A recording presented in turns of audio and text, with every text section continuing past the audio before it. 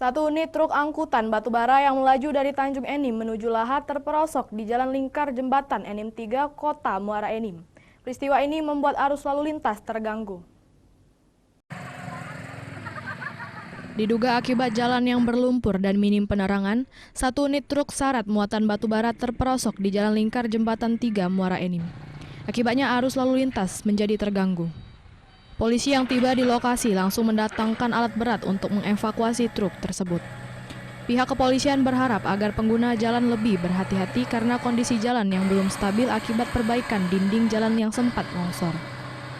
Untuk ke depan, memang kami himbau kepada angkutan batubara bahwasanya jalan di Enim 3 ini belum bisa dilalui karena masih dalam masa perbaikan yang belum bisa dilalui untuk alat-alat berat. Demikian.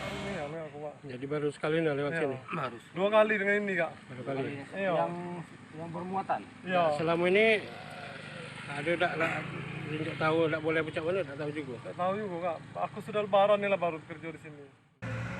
Dari Muara Enim, Edwin Sasatria, iNews melaporkan.